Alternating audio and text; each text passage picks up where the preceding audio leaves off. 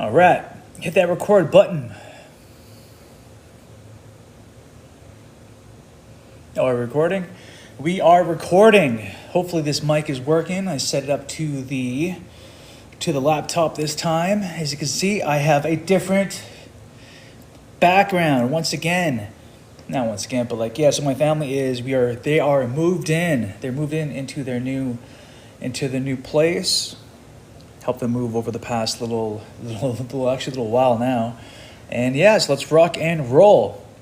So let's double check here. We're going to go through some ankle mobility, so you can kind of tell the overall theme for the past little while with our lives, just from working with clients over the years and seeing what is the lack of mobility or issues and progressing their fitness program, right? So we talked about the shoulder rehab, shoulder mobility. We talked about the hip.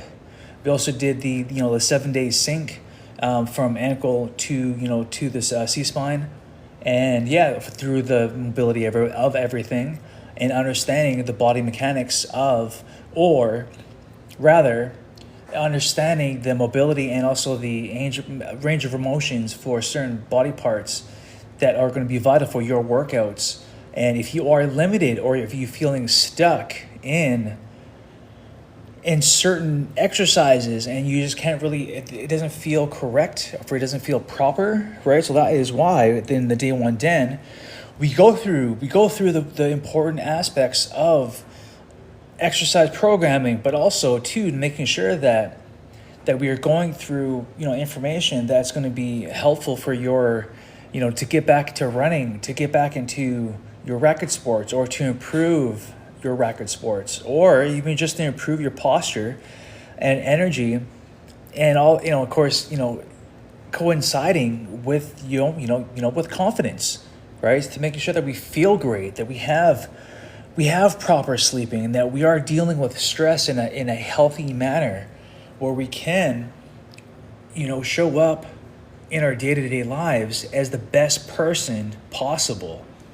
And if I have ankle issues, we're going to go through ankle mobility today, right? So the ankle, as we know from the kinetic chain, from the ground up, if I have issues in one spot, I'm going to either compensate to the non-injured side, and down the road we're going to create more issues. We're going to create more pain and more setbacks in our progress to fitness, to our fitness endeavor, right? So that's why we have to go, making sure that you are well aware of the exercises, and also too that you guys are coached properly, and you guys are having us, Fighter Fit X, and the Day One Den community to make sure you are good to go, that you can tackle the Cayman Island running, right, or the East Vancouver running.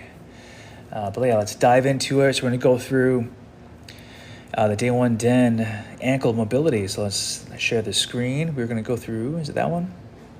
Is it that one? Or is it this one? That's the one. See, I'm getting better. I'm getting better at this. I'm getting better at navigating. Allow this time. Watch, I didn't hit record. I did hit record, right? Yeah. All right. Arthrokinematics.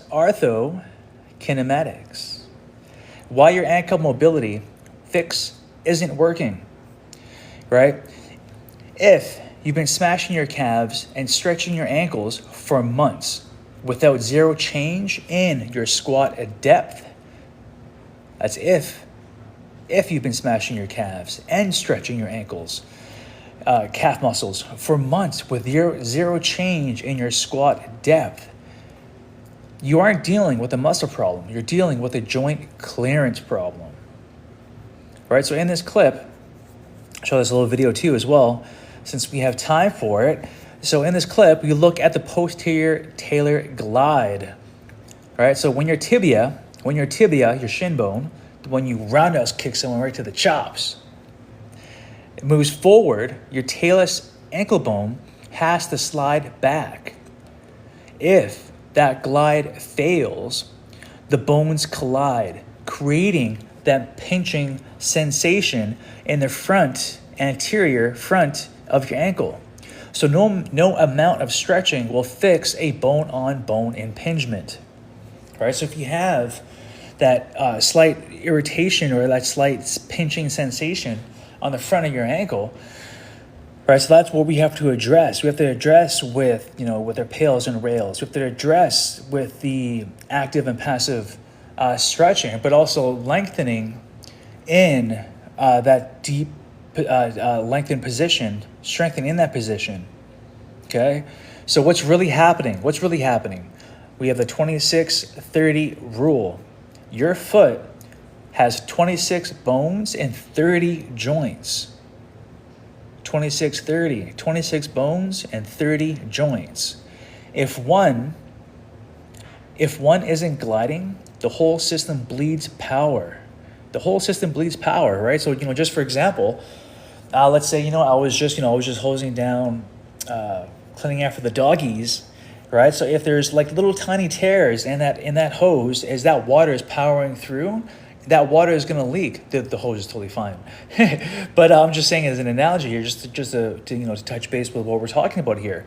So if we have those power leaks, bone to bone, or just, perhaps, like we were talking about that muscle tear, with the cloth analogy in our last video with the shoulder tear, or rotator cuff tear rather, right? So it's just having these little issues in our joints and in our working with a certain exercise as the squat and the squat depth, and if our ankle doesn't have that proper dorsiflexion to get in that end range or that deep in squat position, we will, I don't want to say suffer, but our power output or our depth of range to strengthen that muscle will hinder, right? So your foot has 26 bones and 30 joints. If one isn't gliding, the whole system bleeds power. It leaks power. We don't want that. We want to have power output for our high rocks training, for our perhaps powerlifting competition, for our roundhouse kick,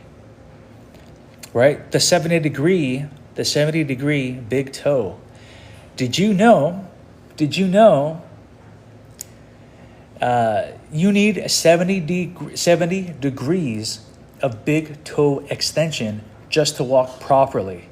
So this is my picture of my thumb and my big toe. I need 70 degrees extension. So bring my big toe towards the roof, towards the ceiling.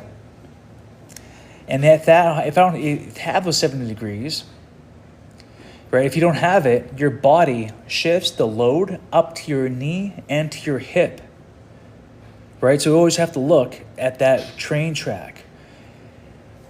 Hip, low back, right? Hip, low back. Anything, if there's a slight degree that's off kilter in our posture, or that we're tight, or if we have knots in our shoulder blades, or if we sleep improper, or if we're sitting at the desk, all of these will all of these will lead to power leaks or kinetic leaks in our day-to-day lives and in our gym session.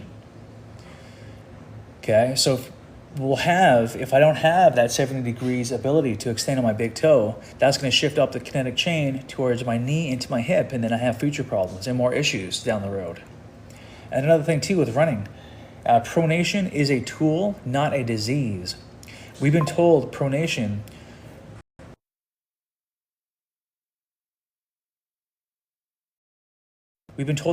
is bad, but actually it's how we reduce the force. It's how we reduce force. The problem is when you are trapped in it, right? So the 3-step optimization. So you want to restore the glide. So you want to measure your dorsiflexion and clear the joint space. So isolate the triceps surae. Target the gastroc and the soleus with specific leverage. Reactive plyometrics. Train for sub 20-second ground contact times to turn that mobility into explosive power. So watch the breakdown above, and then as we go through just a quick little video here. So I'm going to stop sharing this one. Stop sharing this screen. What am I doing here? Stop sharing that one. Oh, shit. Hope it's... Did I do that right or wrong?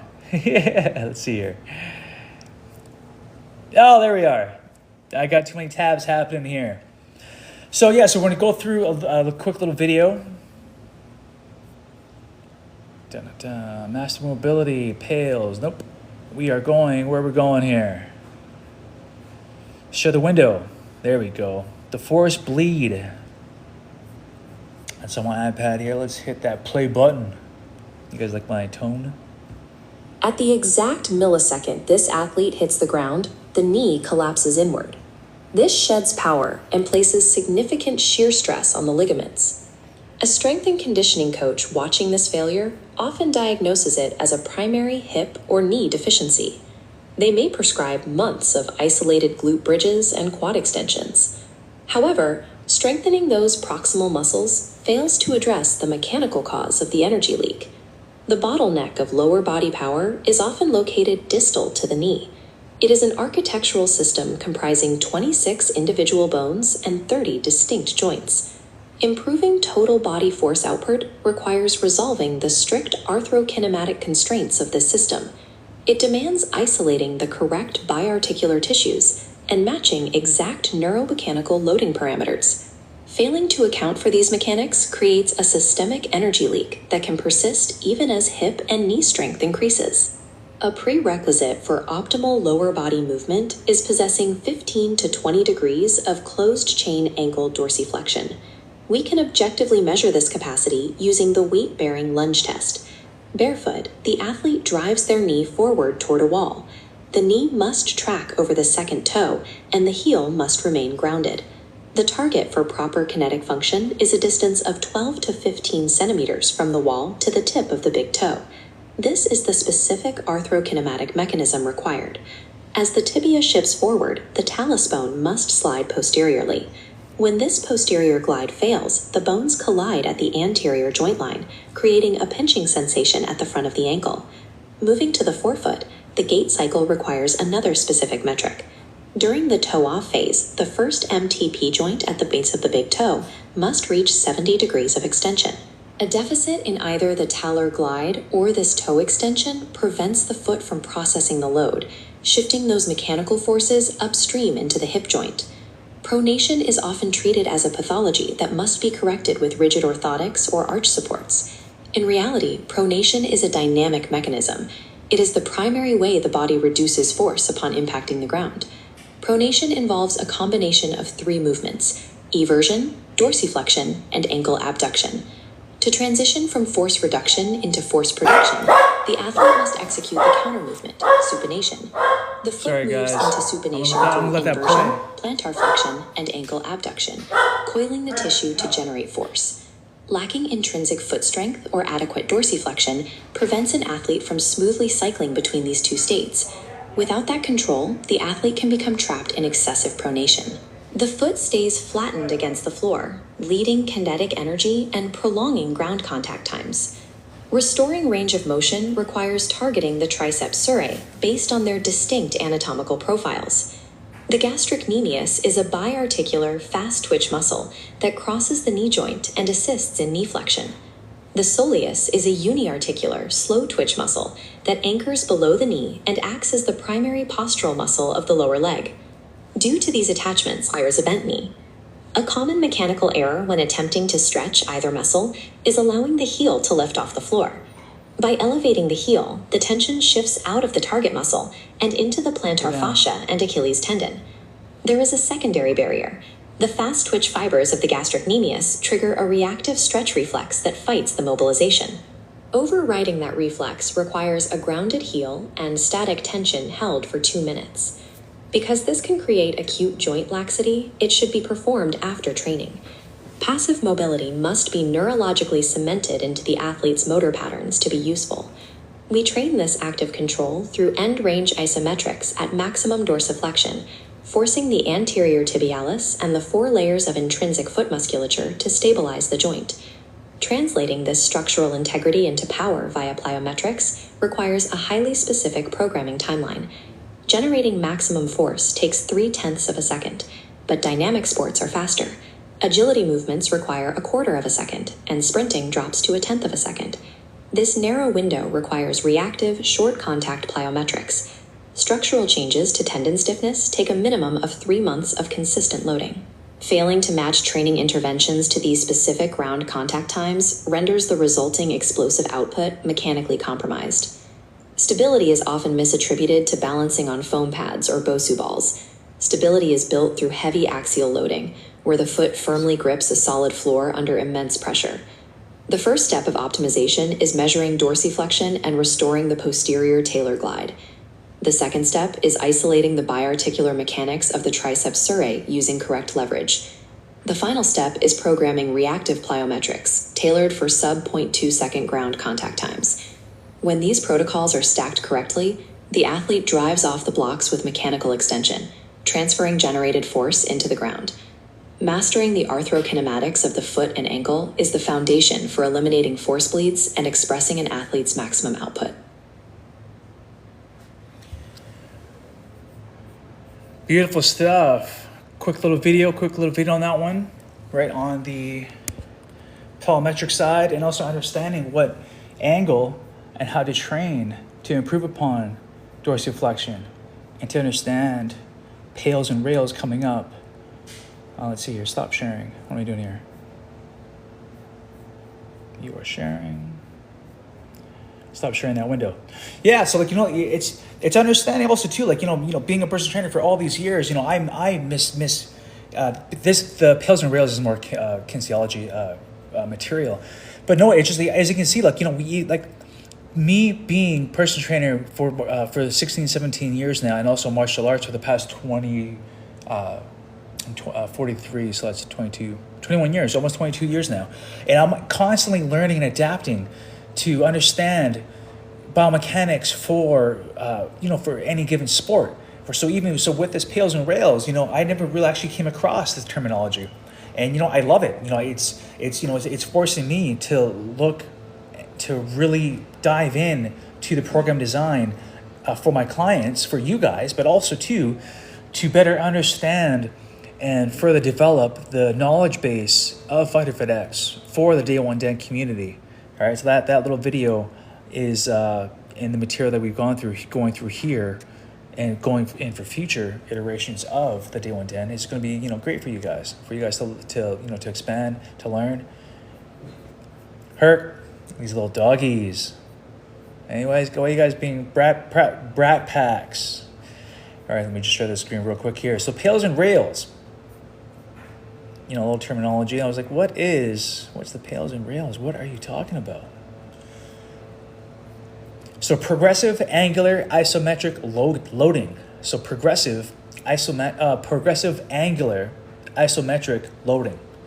Right? So this involves an isometric contraction of the tissues being lengthened, while at the end range of a stretch, you gradually ramp up tension by pushing against an immovable resistance.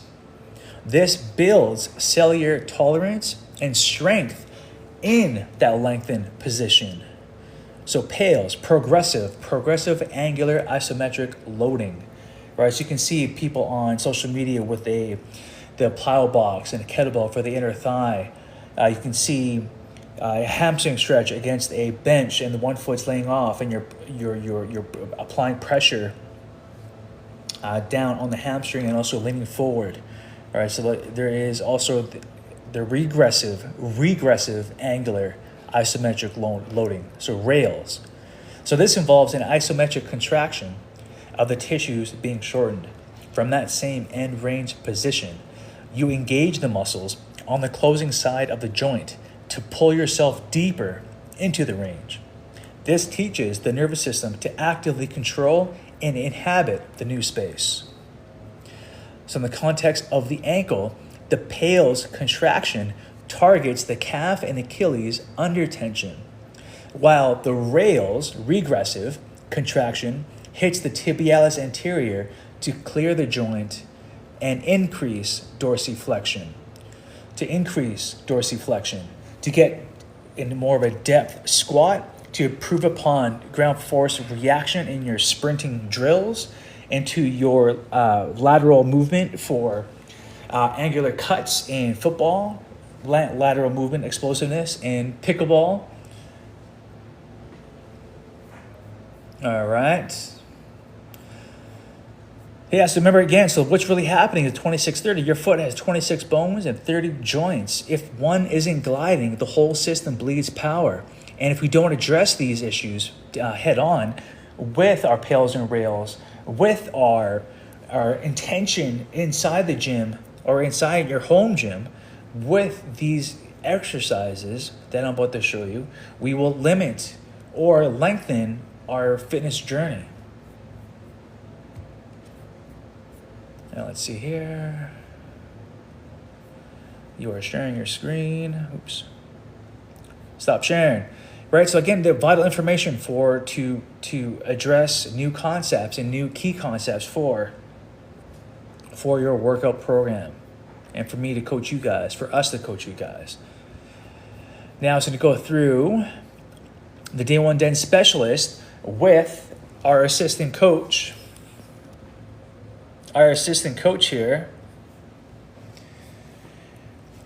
Right, so in regards to what we were just talking about, the arthrokinematics, why your ankle mobility fix isn't working. All right, so I want to touch base on what we just talked about in that video, and also there's a little bit of other information that I put in base for you guys as well too. I'll post after. All right, so the distal bottleneck is where elite movement goes to die. If the talus does not glide posteriorly, the tibia cannot migrate anteriorly. This mechanical block creates an anterior joint line impingement that manifests as tightness. But no amount of stretching the Achilles will solve a bone-on-bone clearance issue. We are here to restore the arthrokinematics of the ankle to ensure force is transferred, not leaked. Right, so again, like in that video, we're talking about where we addressed that dorsiflexion measurement. So before we load, we audit. The 5-inch wall test identifies the presence of a mechanical block or soft tissue restriction. Right, so we in that video, we already addressed that. Right, so where to feel it once we do this 5-inch wall test, where to feel it, a stretch in the calf suggests a soft tissue restriction.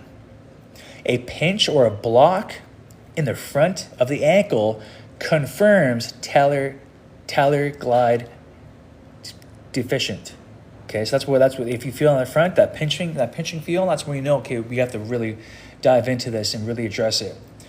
So common mistakes is allowing the arch to collapse, pronation to cheat the distance, or letting the heel leave the floor.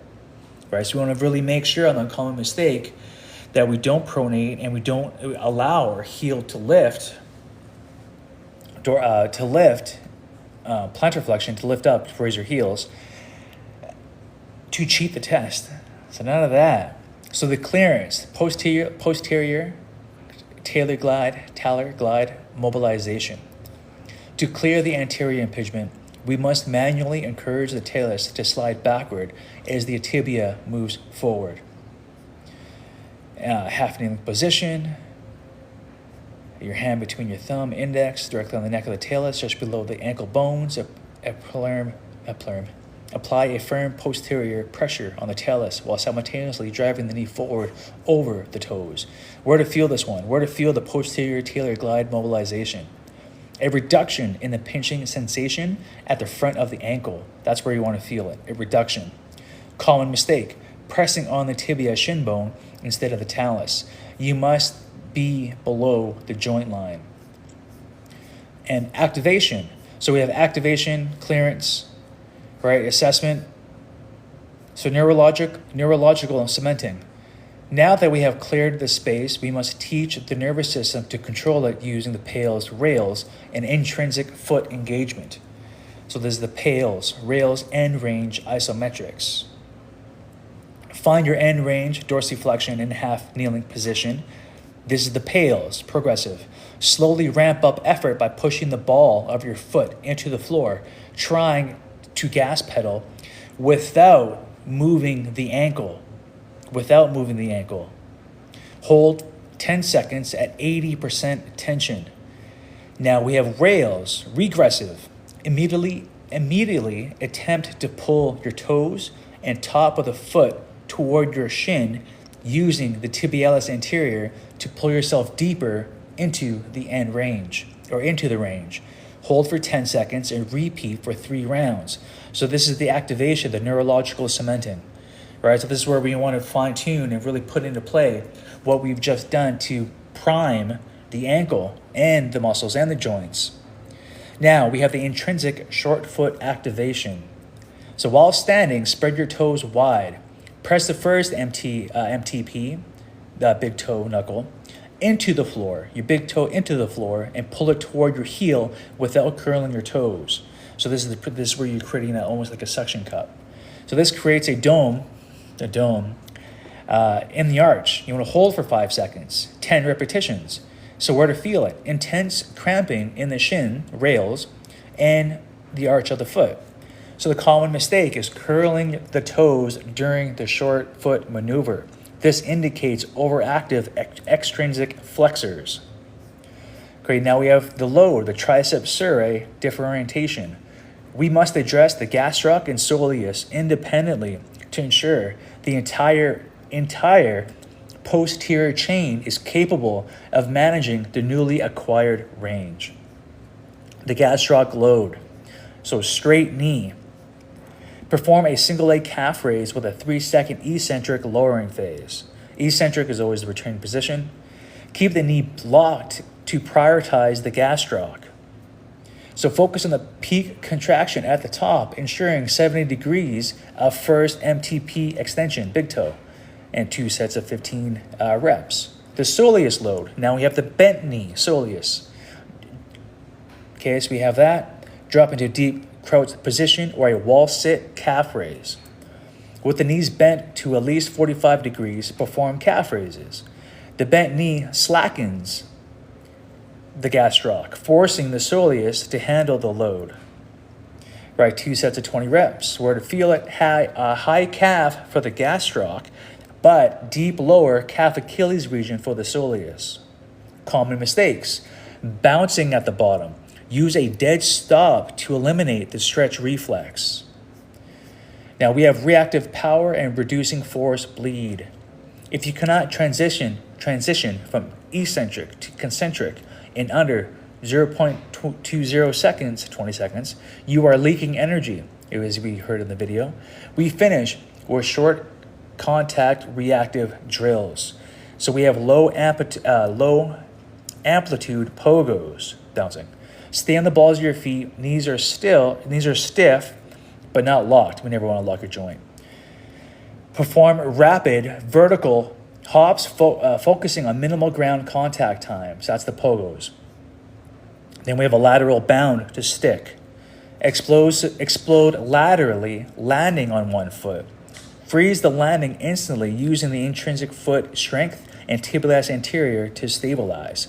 Now make sure, remember we talked about this before, about knee valgus, where we are going to do that lateral bound movement, but we don't want our medial side of the knee to trail in. You want to stick that landing and be nice and vertical with that plumb line. We mentioned this before. So postural recovery. Again, diaphragmatic breathing. Okay, so we always want to have that breathing go through the lateral bound to the explosive, not necessarily explosive power, but that stabilizing component to it. All right. So there we go. Yeah, so quick little quick little run through on the pales and rails, dorsiflexion, ankle mobility, stability. If you're having a pinching sensation on the front of your ankle and how to address it. Of course, with anything, this is a case-by-case basis, and you want to make sure there is not in the sense of absolutes, right? You always want to make sure that there is not necessarily a best, worst. I should say, what is, you always get questions as a personal trainer. What's the best exercise for this, and that, right? It is what is the most beneficial for that given person and their current mobility, strength, tendon strength, injury history, diet, stress, right? So I know we try to say, to encourage clients, to encourage new people, that fitness does not have to be very confusing. Yet, we have a lot of things that do come into play when it comes to progressive overload with, or even understanding fitness. Doing one thing at a time and addressing, just like a journey, just like you're going on a walkway path, or running or up a mountain. Each individual have a different mountain to tackle, depending on current capabilities, all mindset as well too. That's why we deep dive all these other aspects and of fitness and wellness in the Day One Den, is because for time and time again, working with clients, we come across barriers or obstacles, and being on your own, it is definitely challenging to get through or to go through. And from my experience from working with clients and talking with clients firsthand in person, is understanding this journey that we are on. If I can't do a depth squat, and if I'm listening to a influential fitness influencer, and they're saying do this and that in their video or in their upload or in their presentation or in their PDF exercise booklet or their app even, and they're suggesting to get into this depth range and to force it, or not necessarily force it, but me talking with clients saying buying into a workout routine, the booty building routine from this fitness influencer, and following along with the videos of said influencer, and they're in that different position, or they have a really depth squat or deep squat, and a client can't get into that deep squat, and not knowing how to properly do it or properly feel it, or if they feel it in their back, or their hamstrings not activating, or their glutes not activating in a certain exercise, and they feel frustrated.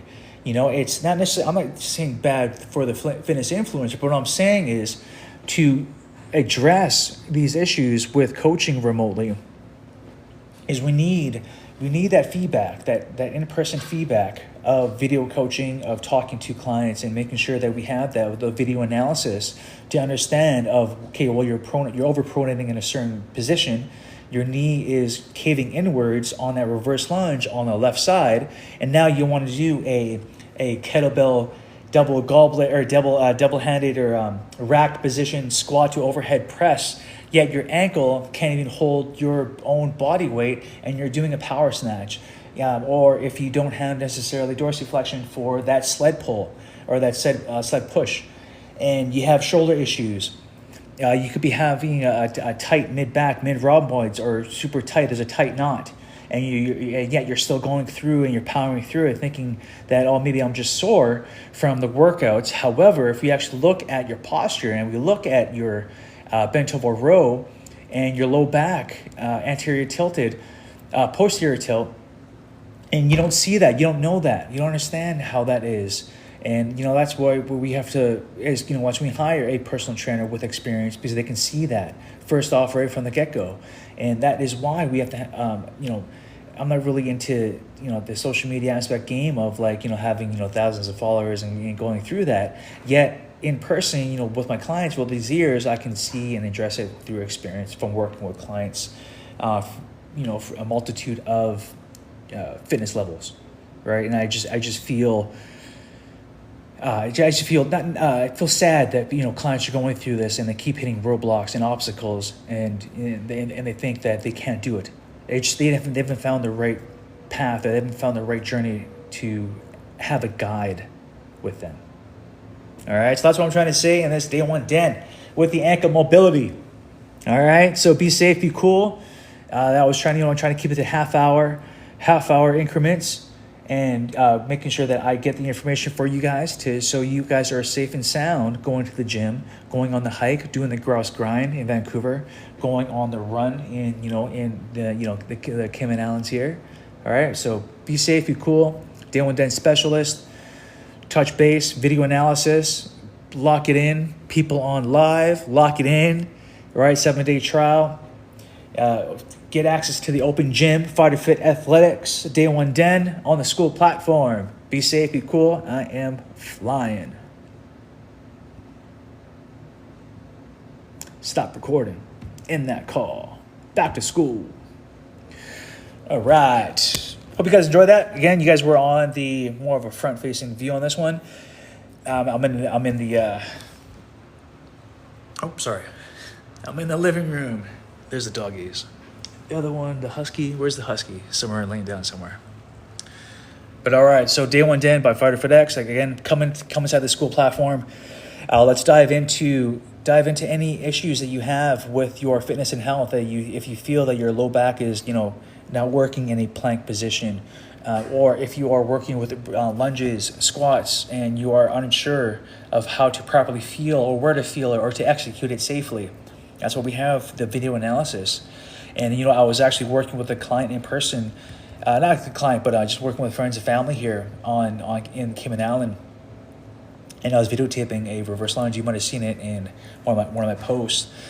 My brother-in-law, I've been training him for years. I think he might have been, him and my sister might have been like the first clients that I've had as a personal trainer back in 16 years ago.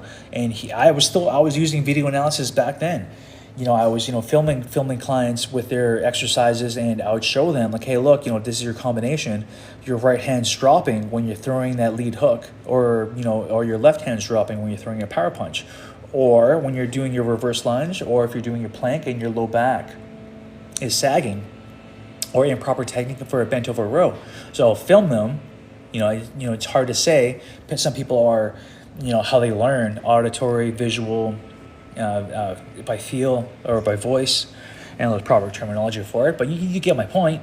And he was singing praise of Ryan, when I was first learning boxing with Ryan, he filmed me, and he went home, looked at the tape, looked at the recording, and he showed me in the next session, like, hey, look, take a look. And the last night we were talking about X, Y, and Z. Look at Z. Now today, let's focus on that and really correct that. And he looked at the video and was like, oh shoot, okay, now I know what you're saying. Now I know what you mean. Right, so video analysis, always been doing that. Now we have even more dialed in with our process, and we are here for you guys to make sure you guys are safe and sound in the gym setting, or preferably even at home. Because I know, for like I was saying, like I'm not really a social media guy with millions of followers and all this other fancy stuff. But what I make up for: personal training, certification. American College of Sports Medicine, and of course that experience of working with clients over the years. All right, so if you want to be heard, you want to be you want to be heard, you don't want to be just another number on a membership list. That's why I also have my own gym, where I didn't want to have, when I had my own gym, I wanted to make sure that every client was more of a studio boutique, which we were, Fighter Fit Athletics in Vancouver, BC. And they loved the passion that I had, and they knew how happy I was teaching, and the people that I brought on to teach as well. It trickles down. The leadership, the person who is leading the way, trickles down, and it shows the energy, and it shows the passion that what Fighter FedEx is. Okay, all right. I had a delivery. I got food outside. All right, team.